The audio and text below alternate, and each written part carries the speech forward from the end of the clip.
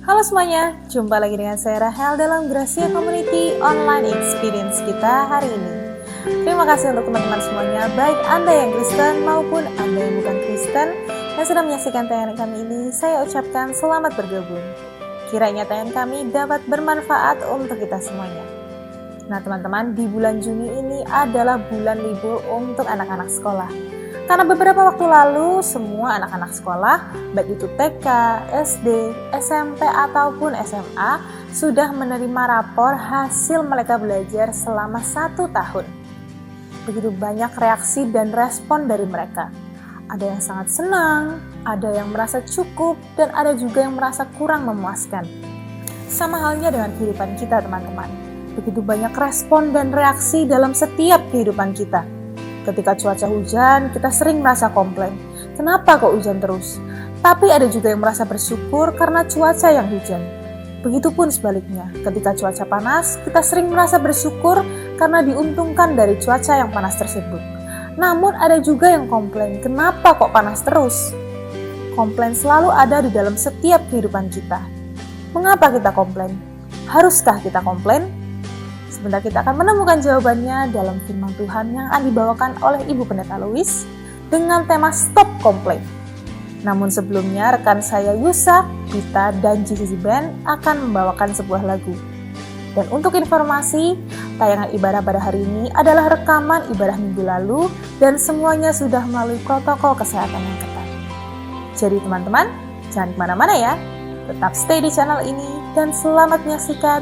Dan Yesus memberkati.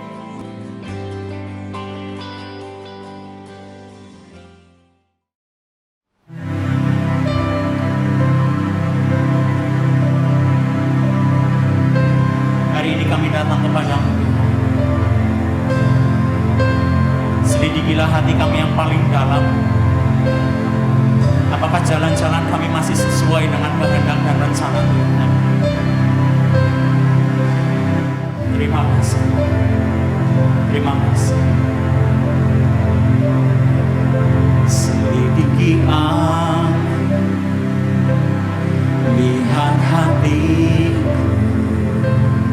Apakah ku sungguh mengasihi Yesus yang Maha Tahu dan menilai hidup? Tak ada yang tersembunyi bagi. Selidiki hati kami, selidiki aku, lihat hati. Apakah ku sungguh mengasihi Yesus yang Maha Tahu dan menilai hidup? Tak ada yang tersembunyi bagimu. Telah kulihat kebaikan-Mu yang tak pernah habis di hidupku. Berjuang sampai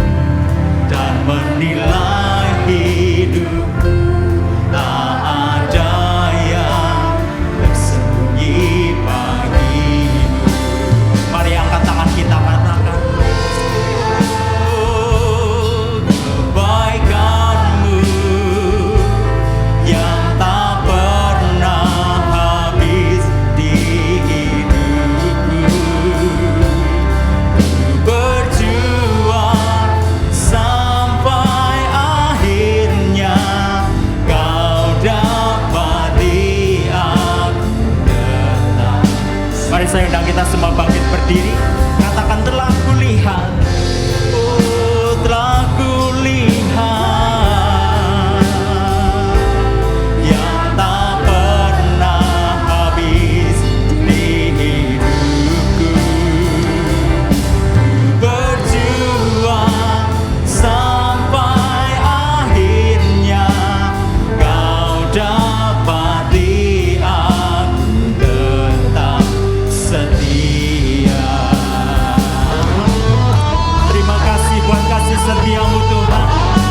Selamanya Engkau Allah kami yang setia, Engkau Allah kami yang adil. Engkau senantiasa memelihara kehidupan kami. Mari bersama-sama dengan penuh iman, kita mau lebih lagi, kita mau katakan di hadapan Tuhan. Telah kulihat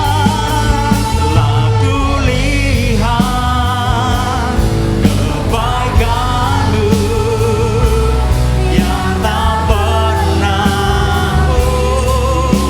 Kami percaya berjuang sampai akhirnya kau dapati aku. Sekali lagi katakan, telah kulihat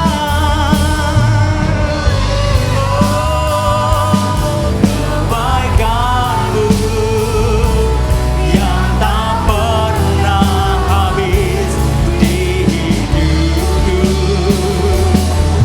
Berjuang sampai akhirnya kau dapati aku. Kami mau berjuang Tuhan, hidup seluruh kehendak-Mu.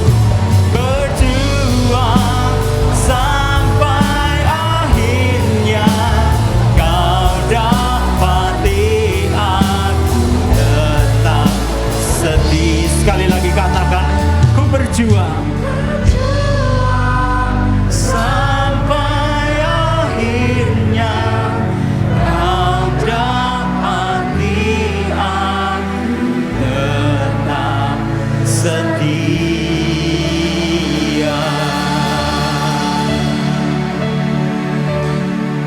Terima kasih Tuhan. Apa kabar Bapak Ibu semuanya? Puji Tuhan, hanya oleh kemurahan Tuhan saja hari ini kita bisa beribadah bersama-sama. Biarlah melalui ibadah ini saya diberkati, saudara juga diberkati oleh Tuhan. Amin. Hari ini kita akan membahas seperti tadi yang sudah dikatakan oleh Pak Doni, stop complain, ya. Mengapa kita harus stop komplain? Karena biasanya seseorang itu komplain saat belum menerima atau belum mendapatkan jalan keluar dari sesuatu yang diharapkan. Kita semua punya harapan dalam hidup ini. Seringkali harapan itu tidak tercapai. Dan saat harapan itu tidak tercapai, kita mulai ngomel, menggerutu, komplain. Nah, komplain itu adalah satu keluhan, pengaduan, ketidakpuasan, ketidaknyamanan, mungkin juga jengkel, marah, ya. Dan itulah kehidupan manusia. Kalau kita melihat keadaan sekitar kita, banyak sekali ketidakpuasan dalam hidup. Misalnya ya, hujan terus. Saudara kepingin apa? Terang. Kok udannya orang mandek-mandek? Ya kan? Kita kepingin terang.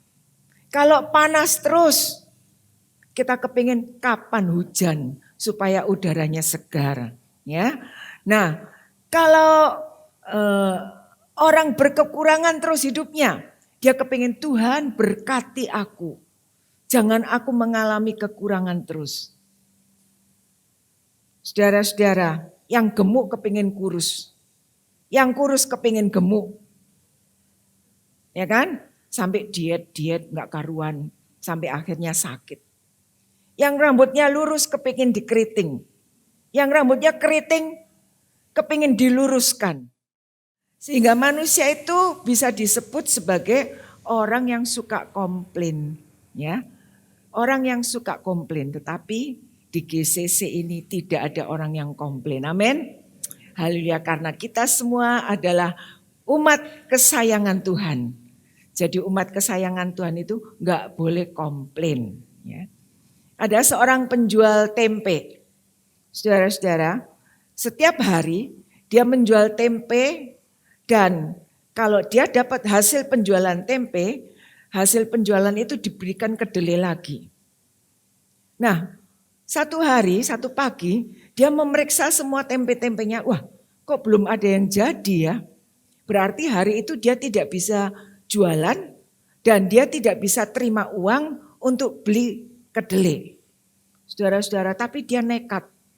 Dibawa tempe yang belum jadi itu ke pasar. Semua orang yang lihat, tempe belum jadi, nggak ada yang beli. Sampai siang, jam 1, jam 2, dia tetap di pasar. Kepingin ada orang yang beli tempenya yang belum jadi itu. Lewat jam itu, jam 3, tahu-tahu ada seorang ibu datang ke pasar, cari penjual tempe. Banyak yang sudah kosong. Lalu dia menemui ibu ini. Bu, ada nggak tempe yang belum jadi? Lalu ibu ini berkata, kebetulan tempeku belum jadi semuanya. Akhirnya tempe itu diborong sama ibu ini. Lalu penjual tempe itu tanya, kenapa kok ibu beli tempe yang belum jadi? Lalu ibu ini mengatakan, besok saya mau ke luar negeri. Jadi saya harus beli tempe yang belum jadi, supaya sampai di sana tempe itu sudah jadi dan bisa dimasak. Seringkali kita tidak tahu apa rencana Tuhan yang baik dalam kehidupan ini. Tapi kalau kita mempercayai janji Tuhan, janji itu tidak pernah salah dan tidak pernah tidak ditepati. Kelihatannya memang kita mengalami sesuatu yang merugikan, yang menyedihkan, tidak menyenangkan. Tetapi di balik semuanya itu ada berkat tersendiri disediakan untuk saudara dan saya. Tuhan itu Maha tahu. Tuhan tahu masa depan kita dibandingkan kita sendiri. Kita mempunyai banyak rencana, padahal kita tidak tahu masa depan kita yang sebenarnya. Tetapi Tuhan tahu masa depan setiap orang. Karena itu jangan menggurui Tuhan. Stop mengeluh, stop menggerutu, stop komplain. Karena Tuhan tahu yang terbaik bagi saudara dan saya. Kita baca Yakub pasal 5 ayat 7 sampai 9. Di situ dikatakan tentang sikap yang benar dalam menghadapi kehidupan. Mari kita baca ayat ini bersama-sama. Ayat Yakub 5 ayat 7 sampai 9. Mulai. Karena itu saudara-saudara, bersabarlah sampai kepada kedatangan Tuhan. Sesungguhnya petani menantikan hasil yang berharga dari tanahnya dan ia sabar sampai telah turun hujan musim gugur dan hujan musim semi. Kamu juga harus bersabar dan harus meneguhkan hatimu karena kedatangan Tuhan sudah dekat. Saudara-saudara, janganlah kamu bersungut-sungut dan saling mempersalahkan supaya kamu jangan dihukum. Sesungguhnya hakim telah berdiri di ambang pintu. Amin. Tekanan hidup sering memantik kemarahan, membuat kita marah, membuat iman kita jadi lemah. Ya, kadang-kadang kemarahan itu sampai meledak-ledak dan tidak terkendali. Mogok ikut Tuhan. Ya, terus bersungut-sungut dan menyalahkan orang lain. Kamu salah. Kamu yang membuat aku mogok kepada Tuhan. Kamu yang membuat aku tidak lagi berharap kepada Tuhan. Itu salah, saudara-saudara. Karena apa? Karena Tuhan menghendaki kita sabar. Ya, penderitaan memang bagian dari ujian iman. Sampai di mana kesabaran kita saat kita menghadapi ujian iman kita. Mengalami tekanan hidup harus dihadapi dengan sabar. Bukan hanya sabar, tapi juga tekun. Ya, tekun. Niscaya kita akan mendapatkan kebahagiaan yang tidak terkira bila saatnya tiba. Sabar artinya tidak gampang marah. Sabar dalam penderitaan artinya bisa menerima keadaan yang pahit sekalipun. Sabar artinya tidak iri melihat nasib orang lain lebih baik, sedangkan sendiri masih mengalami penderitaan hidup. Sabar artinya tunduk dan berserah sepenuhnya pada kehendak Allah. Tidak memberontak, tidak marah, tidak kecewa terhadap Tuhan saat kita mengalami penderitaan. Di samping sabar, kita harus meneguhkan hati, ya. Meneguhkan hati artinya dalam menghadapi penderitaan, iman maupun perasaan kita terhadap Tuhan tidak boleh berubah. Mengapa? Karena Tuhan Yesus juga tidak berubah untuk saudara dan saya. Kasih-Nya selalu dinyatakan bagi kita semua. Harus memiliki iman yang stabil. Jangan iman kita itu seperti oyo-oyo. Tahu oyo-oyo? Sebentar naik, sebentar turun. Sebentar naik, sebentar turun. Kalau senang naik, kalau susah turun. Ya. Kalau diperhatikan Tuhan, iman kita naik. Mencapai puncak. Kalau Tuhan seolah tidak memperhatikan, iman kita merosot. Kita tidak boleh memiliki iman seperti itu. Dan kita tidak boleh bersungut-sungut atau komplain menyalahkan orang lain. Terus mengeluh, terus menentang satu dengan yang lain. Seolah diri kita benar, orang lain yang salah. Ya, saudara-saudara, jangan saling menyalahkan. Karena saat dalam penderitaan, bila kita saling menyalahkan, penderitaan itu akan terasa makin berat. Ya, memperkecil kekuatan iman dalam menghadapi penderitaan. Bapak Ibu, jangan saling menyalahkan. Kalau di rumah sudah ada makanan, syukuri. Enak gak enak tetap dimakan. Amin. Ya, jangan ngomel, masakannya apa ini? Gak bisa dimakan, aku gak suka. Suka gak suka harus dimakan. Karena ibu-ibu sudah menyediakan itu untuk bapak-bapak dan keluarga. Dan jangan kita menganggap Allah tidak adil, lalu kita belajar menyalahkan Tuhan. Allah selalu adil. Dia tidak pernah tidak adil. Coba saudara renungkan, saat Tuhan memberikan hujan, hujan itu untuk siapa? Sebagian orang tidak. Kita semua mengalami. Waktu Tuhan memberikan terik panas itu juga untuk semua orang. Saudara-saudara, jadi Tuhan itu tetap adil. Tuhan itu tidak pernah tidak adil. Karena itu kita tidak boleh menyalahkan Tuhan. Kalau hidup kita belum diberkati, Tuhan mau supaya kita berusaha lebih lagi. Bukan menyalahkan, kenapa Tuhan kok aku gak diberkati? Kenapa orang lain diberkati? Jangan lihat rumputnya orang lain. Lihat rumput di halamanmu sendiri. Dan terus usahakan dengan berjuang. Tidak bersungut-sungut. Karena dengan bersungut-sungut menunjukkan ketidakpuasan dan tidak percaya terhadap janji Tuhan. Saudara-saudara, kita harus menyadari bahwa sungut-sungut atau komplain itu merupakan dosa. Sungut-sungut itu merupakan pemberontakan yang tidak kita sengaja kepada kehendak Tuhan. Karena itu berhenti sungut-sungut, berhenti ngomel, berhenti komplain. Ya, kita akan memeriksa kisah dalam Keluaran pasal 15 ayat 22 sampai 27. Kisah tentang air yang pahit menjadi manis. Kok bisa ya air pahit jadi manis? Kalau saudara punya air minum di rumah pahit, ya tetap pahit. Ya kan? Teh yang pahit belum dikasih gula pasti pahit.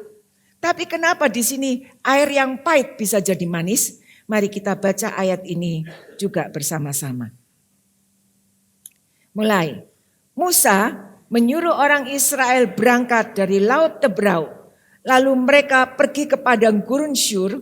3 hari lamanya mereka berjalan di padang gurun itu dengan tidak mendapat air. Sampailah mereka ke Mara. Tetapi mereka tidak dapat meminum air yang di Mara itu karena pahit rasanya. Itulah sebabnya dinamai orang tempat itu Mara. Lalu bersungut-sungutlah bangsa itu kepada Musa. Kata mereka, apakah yang akan kami minum? Musa berseru-seru kepada Tuhan dan Tuhan menunjukkan kepadanya sepotong kayu. Musa melemparkan kayu itu ke dalam air, lalu air itu menjadi manis. Di sanalah diberikan Tuhan ketetapan-ketetapan dan peraturan-peraturan kepada mereka, dan di sanalah Tuhan mencoba mereka.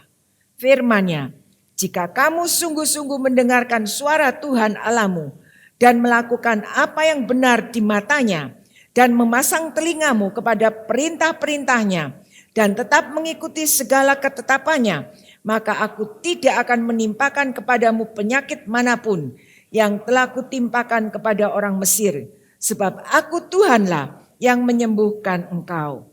Sesudah itu sampailah mereka di Elim. Di sana ada 12 mata air dan 70 pohon kurma. Lalu berkemahlah mereka di sana di tepi air itu. Saudara-saudara, 430 tahun Israel tinggal dan hidup di Mesir. Mereka hidupnya enak di Mesir. Tidak mengalami kesulitan. Semua kebutuhannya terpenuhi. Makan kenyang, minum gratis, ya. Hidup tanpa tantangan, tetapi mereka diperbudak. Ya, bukan jadi orang bebas, diperbudak. Nah, Tuhan tidak mau Israel mengalami hal seperti itu. Tuhan akan melepaskan mereka dari perbudakan orang Mesir. Biarpun mereka harus mengalami satu tantangan dalam kehidupannya, mereka harus keluar dari Mesir. Mengapa mereka harus keluar dari Mesir? Karena Mesir bukan tanah perjanjian. Tanah perjanjian yang dijanjikan oleh Tuhan adalah Kanaan. Mereka harus keluar dari Mesir untuk pergi ke Kanaan, tanah perjanjian yang Tuhan sediakan. Kalau Tuhan menyediakan tanah Kanaan, tanah perjanjian bagi Israel, tentunya tanah itu lebih baik, lebih subur, lebih bisa dinikmati daripada saat mereka tinggal di Mesir. Hanya memerlukan pengorbanan, perjuangan, dan tekad untuk sampai ke tanah perjanjian. Saudara-saudara, Musa dipanggil oleh Tuhan untuk memimpin bangsa Israel. Dan Musa sudah diberi tongkat oleh Tuhan. Tongkat itu diberikan kepada Musa sebagai bukti bahwa Tuhan menyertai bangsa Israel. Tuhan bersama dengan bangsa Israel. Sehingga tongkat itu membuat banyak mujizat. Ternyata bangsa Israel ini bangsa yang tidak bersyukur. Terus menerus mengeluh. Terus menerus komplain selama dalam perjalanan menuju ke Kanaan. Seharusnya Israel itu berbahagia. Karena apa? Karena bisa merasakan penyertaan Tuhan dengan cara yang ajaib setiap hari. Mereka melihat sendiri dengan mata kepala. Merasakan penyertaan tiang awan dan tiang api dalam barisan mereka. Mereka melihat laut terberau di depan mereka. Ketika mereka harus menyeberangi, mereka takut. Tongkat Musa membuat laut terbelah jadi dua dan mereka bisa berjalan dengan lancar, terhindar dari kejaran orang Mesir dan Firaun. Mereka bisa mencicipi roti dari sorga. Ketika di padang gurun mengeluh, gak pernah makan roti, kepingin makan roti. Tuhan memberikan mana setiap hari pada mereka untuk mereka nikmati. Bukan hanya itu, saat mereka kehausan di padang gurun, Tuhan juga memberikan air sehingga mereka tidak mengalami kehausan. Walaupun mereka harus mengalami kelelahan. Mereka bisa menikmati buah korma. Ya, mereka bisa makan daging burung puyuh. Waktu mereka mengeluh, Tuhan kepingin makan daging. Tuhan sediakan burung puyuh untuk mereka nikmati. Tuhan membuat pakaian dan kasut mereka tidak pernah rusak selama mereka menempuh perjalanan di padang gurun itu. Dan kita melihat berulang kali Tuhan sendiri menemui mereka di tengah perkemahan di atas gunung yang ditunjuk oleh Tuhan. Secara nyata Israel ini melihat penyertaan Tuhan. Namun mereka tidak mampu melihat kebaikan Tuhan. Melihat penyertaan Tuhan, tapi tidak mampu melihat kebaikan Tuhan. Saudara-saudara, mungkin kita heran menyaksikan kisah Israel dalam bacaan Alkitab ini. Ya, begitu mudah mereka berubah. Mereka menyaksikan, mengalami penyertaan Tuhan, penyelamatan Tuhan berulang kali. Dan ketika 3 hari perjalanan dari padang gurun Syur tanpa mendapat air, sampai mereka tiba di Mara, mereka lalu ngomel. Mereka menggerutu. Mereka marah kepada Tuhan. Apa yang akan kami minum? Ya, apa yang akan kami minum? Mungkin kita pernah dan sedang mengalami sesuatu yang pahit dalam kehidupan. Rasa pahit itu mungkin berupa persoalan yang menekan hidup kita. Sakit penyakit, kegagalan dalam usaha, gagal dalam bercinta, gagal mendidik anak-anak, dan lain-lainnya. Ketika Tuhan mengizinkan semua itu terjadi, haruskah kita marah kepada Tuhan? Ya. Apakah kita mulai meragukan kasih Tuhan? Apakah kita mulai meragukan kesetiaan Tuhan dalam hidup kita? Saudara-saudara, kalau Tuhan mengizinkan hal itu terjadi dalam hidup kita, kita mengalami kegagalan, merasakan pahitnya hidup, agar kita dapat merasakan manisnya keberhasilan, kesuksesan yang akan kita alami bersama dengan Tuhan. Amin. Haleluya. Kalau Tuhan tidak membawa kita ke tempat yang pahit, maka kita tidak akan pernah mengalami dan menikmati sesuatu yang manis dari Tuhan. Tuhan mengizinkan masa pahit kita alami agar dapat menikmati masa manis yang Tuhan sediakan. Tuhan ingin melatih iman kita agar terus bertumbuh dan mempercayai rencana Tuhan yang baik. Beberapa hal yang dapat kita pelajari di sini. Yang pertama, hidup manusia memang penuh dengan teka-teki. Ya, hidup manusia memang penuh dengan teka-teki. Setelah melewati kemenangan yang besar dan berhasil menyeberangi Laut Teberau, bangsa Israel diperhadapkan lagi dengan masalah, yaitu kelelahan dan kehausan. Tidak ada, ini menunjukkan pada kita bahwa tidak ada perjalanan yang mulus dan bebas hambatan. Namun Tuhan selalu hadir, menyertai dan memberikan pertolongan. 3 hari Israel berjalan di padang gurun Syur dan tidak mendapat air. Perjalanan yang meletihkan membuat mereka melewati padang gurun itu. Di sini Tuhan mau mengajar Israel bahwa sekalipun mereka harus melintasi padang gurun, mereka tetap dilindungi dan disertai Tuhan. Tuhan ingin agar mereka tetap percaya karena Tuhan yang menuntun perjalanan mereka, Tuhan juga akan membuat mereka berhasil. Saudara-saudara, Tuhan sedang melatih Israel untuk mengandalkan Tuhan sepenuhnya. Padang gurun bukan tujuan akhir. Melalui padang gurun mereka bisa menyaksikan penyertaan Tuhan yang sempurna. Manusia memang terbatas, tetapi kuasa Allah tidak terbatas. Amin. Kita harus yakin akan hal ini. Ya, hidup penuh teka-teki. Sesuatu yang tidak dapat kita duga, tidak disangka-sangka sebelumnya. Kita tidak dapat memastikan bahwa segala sesuatu itu akan berjalan dengan lancar dan baik seperti yang kita harapkan dan bayangkan. Hari ini kita bisa tertawa. Siapa tahu besok kita menangis. Hari ini kita bisa mengalami keuntungan. Siapa tahu besok kita mengalami kerugian karena ditipu orang. Hari ini senang karena ada pertolongan. Siapa tahu besok ada teman yang tidak menyenangkan dan mengecewakan kita.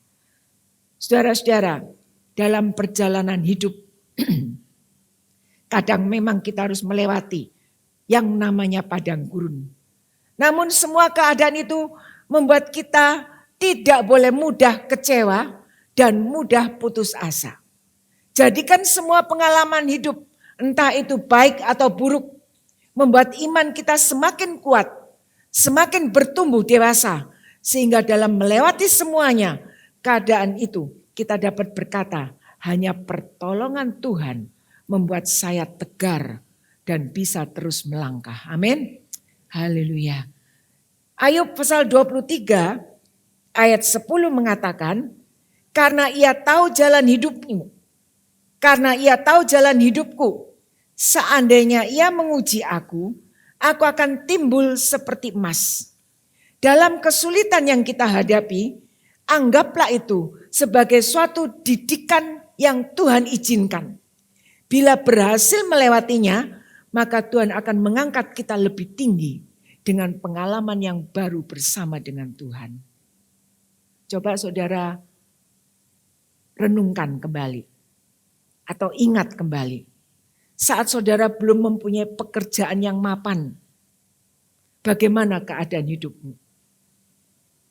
Kita mulai berusaha, kita tertatih-tatih, dan itu terus kita lakukan sampai kita berhasil. Itu juga karena Tuhan yang memimpin perjalanan kehidupan kita. Saudara-saudara, kita harus bersyukur. Walaupun hidup ini penuh dengan teka-teki, tapi bersyukurlah karena Tuhan tidak pernah membuat kita kecewa. Yang kedua, merubah air pahit menjadi manis. Ya, pahit adalah sesuatu yang tidak menyenangkan, menyedihkan, gambaran kesukaran dan kesusahan hidup. Manis sesuatu yang enak, menyenangkan. Ya, waktu anak-anak sakit, kita beri obat. Obat itu pahit. Apakah mereka bisa menerima begitu saja? Tidak. Mereka akan berontak. Enggak mau. Ini obat pahit. Ini enggak enak rasanya. Tapi toh kita tetap berikan. Supaya apa? Supaya mereka sembuh. Ya, dengan obat yang pahit itu, mereka bisa mengalami kesembuhan. Saudara-saudara, Musa diperhadapkan dengan situasi di mana dia tidak dapat menghindar dan lari dari situasi itu. Sampai di Mara mereka menemukan air. Mereka senang. Sudah haus ketemu air. Tentunya mereka senang. Tetapi ketika air itu diambil, dicicipi, air itu pahit rasanya. Dan Musa sebagai pemimpin, dia harus merubah keadaan yang pahit jadi manis. Ayat 24 mengatakan bangsa itu bersungut-sungut. Apakah yang akan kami minum? Ya, ngomel, komplain. Mau minum apa ini Musa? Padahal Musa sendiri ikut di situ. Musa juga mengalami kehausan. Musa juga mengalami kekeringan, saudara-saudara.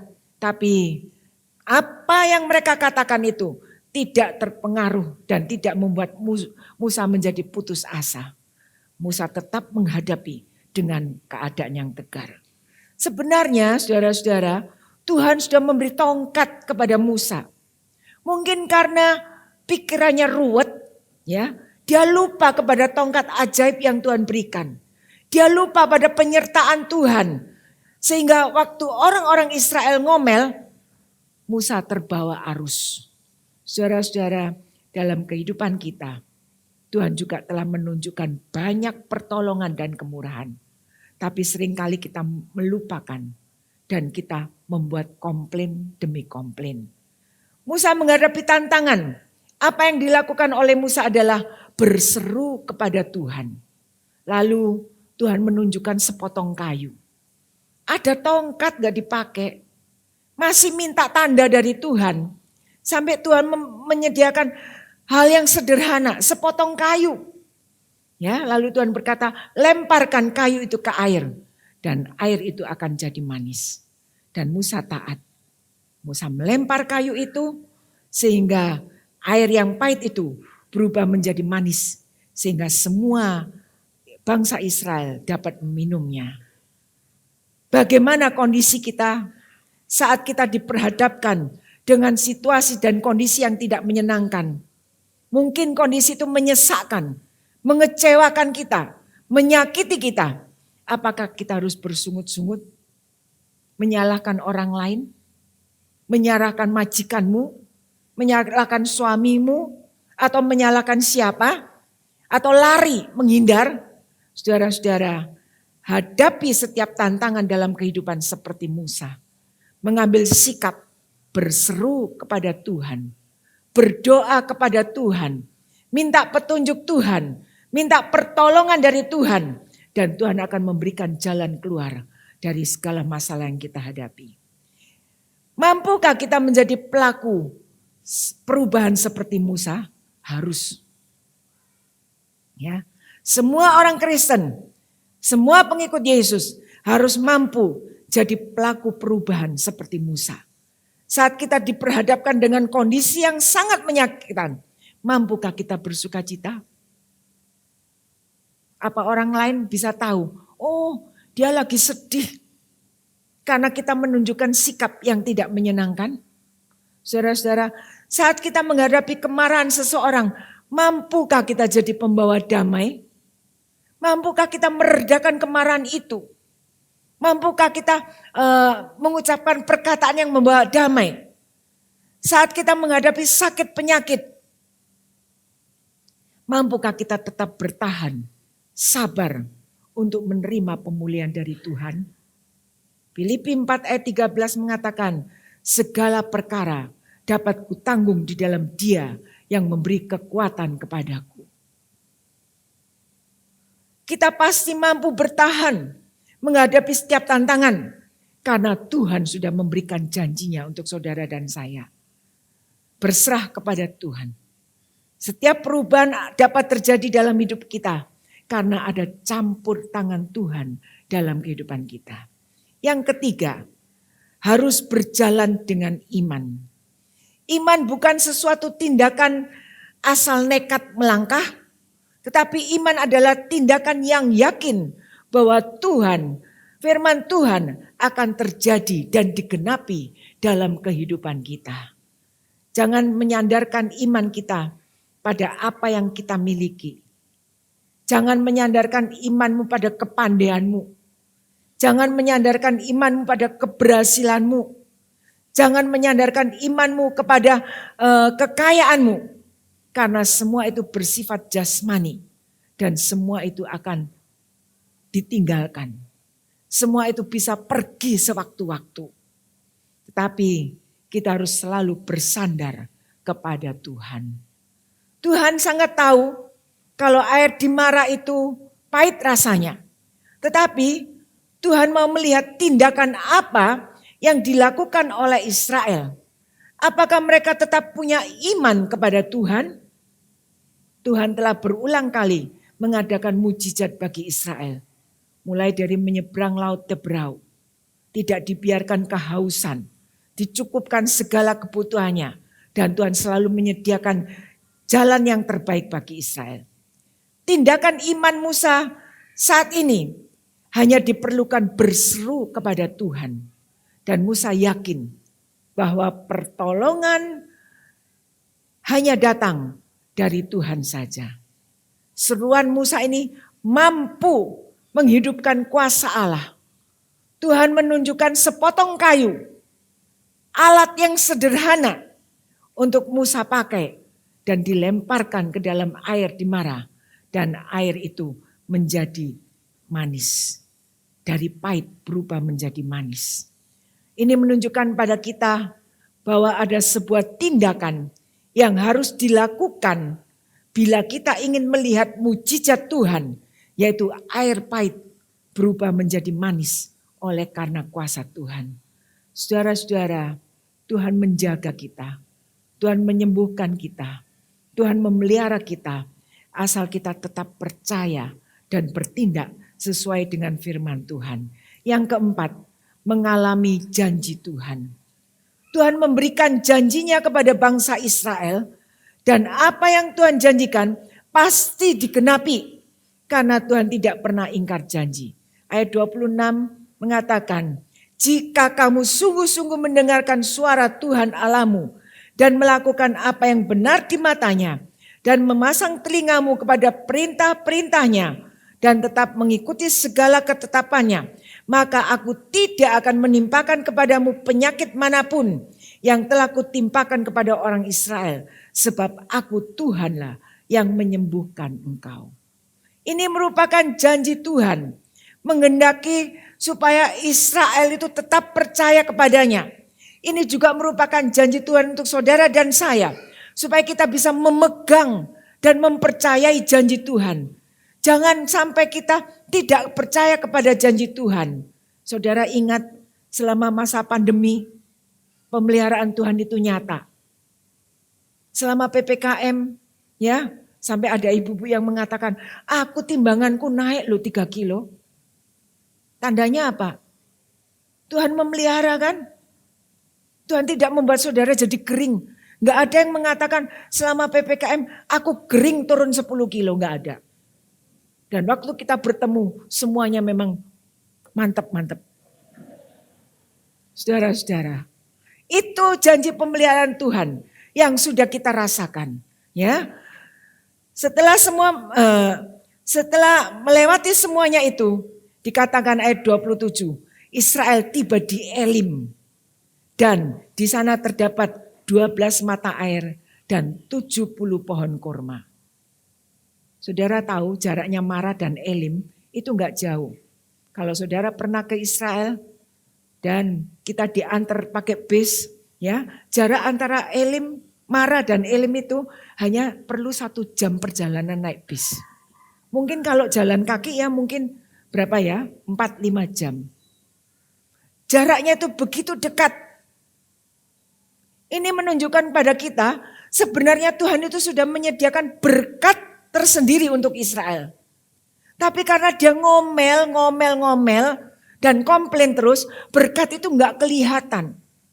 Padahal berkat itu sudah di depan mata. Mereka tidak bisa melihat.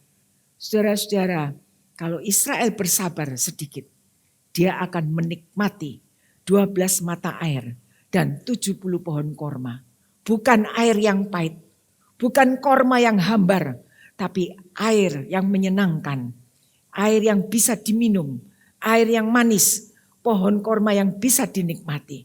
Saudara-saudara, ini mengajarkan kepada kita, sekalipun harus melewati padang gurun, tetap percaya kepada Tuhan, tetap percaya kepada janji Tuhan, agar Elim, 12 mata air, 70 pohon korma juga nyata dalam kehidupan saudara dan saya. Amin.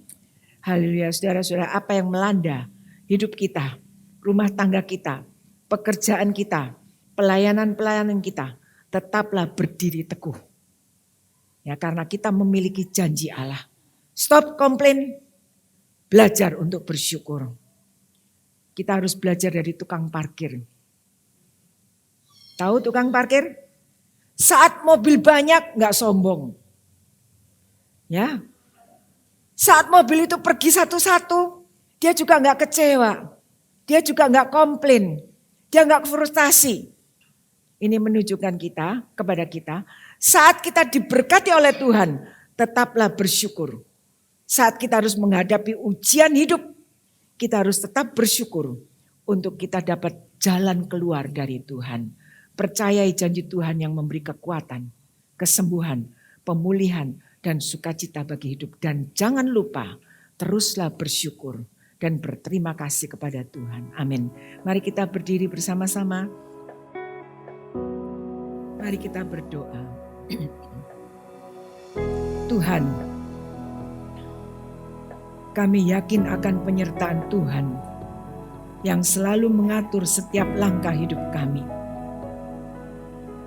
Gelombang angin ribut mungkin kami alami dalam kehidupan. Tetapi firman Tuhan yang kami dengar hari ini, biarlah menguatkan kami semua dalam menjalani kehidupan setiap hari. Bahwa Tuhan tidak pernah meninggalkan kami. Kami mengucap syukur untuk setiap nafas kehidupan yang masih bisa kami alami sampai hari ini. Terima kasih Tuhan, karena dalam ibadah ini kami bisa bertemu satu dengan yang lain bersama dengan saudara seiman kami. Yang membuat kami saling menguatkan dan dikuatkan. Dan pagi hari ini kami mau belajar bersyukur untuk semua keadaan yang kami hadapi. Tidak terus menggerutu, tidak terus komplain seperti yang dilakukan oleh bangsa Israel terhadap Musa. Tuhan tahu kebutuhan kami. Seperti Tuhan sudah menolong dan menyelesaikan masalah kehidupan bangsa Israel, Tuhan juga sanggup menyelesaikan masalah hidup yang kami hadapi. Ajar kami Tuhan untuk berhenti komplain dengan kehidupan yang tidak sesuai harapan kami. Ajar kami Tuhan untuk melihat penyertaan dan kebaikan Tuhan yang selalu ada dalam hidup ini. Hanya Tuhan yang sanggup mengubah kepahitan hidup kami menjadi satu kehidupan yang manis. Karena itu Tuhan beri kami kerendahan hati untuk selalu berjalan dengan iman, agar kami selalu bersyukur dan kami dapat menikmati janji Tuhan, 12 mata air dan 70 pohon korma yang menjadi bagian bagi hidup kami. Hidup yang diberkati oleh Tuhan. Terima kasih Tuhan. Tuhan memberkati kami semua yang sudah hadir dalam ibadah hari ini. Tuhan memberkati semua yang terlibat dalam pelayanan untuk Tuhan hari ini.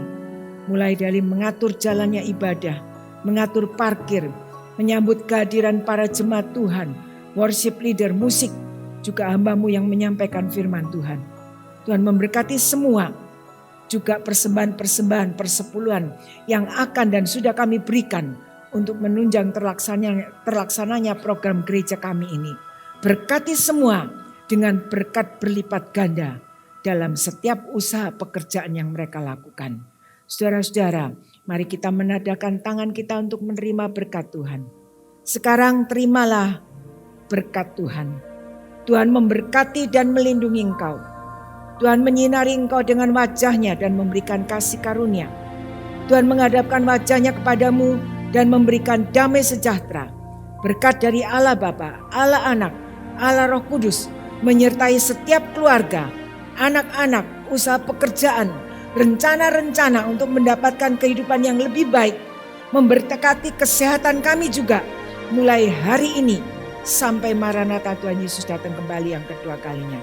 Bersama-sama kita katakan, dalam nama Tuhan Yesus Kristus, Juru Selamat kami sudah berdoa. Amin. Terima kasih Bu Pendeta Lois untuk renungan firman Tuhan-Nya yang telah mengingatkan dan menegur kita semuanya untuk stop komplain dalam keadaan apapun. Kiranya kita semua diberkati dan diberikan kekuatan untuk selalu menjadi pengikut Kristus yang tangguh. Dan untuk seluruh rekan saya, all tim JHC Purwokerto, terima kasih untuk pelayanannya pada hari ini sehingga online experience kita pada hari ini dapat berjalan dengan baik. Salam kompak selalu ya guys. Dan saya juga mengucapkan terima kasih untuk Bapak Ibu yang telah setia dalam memberikan persembahan sehingga program Gracia Community Purwokerto dapat berjalan dengan baik dan tentunya dapat menjadi reflektor terang kasih Tuhan. Dan bagi Bapak Ibu yang rindu untuk memberikan persembahan, bisa mentransfer melalui nomor rekening yang telah tertera di layar Anda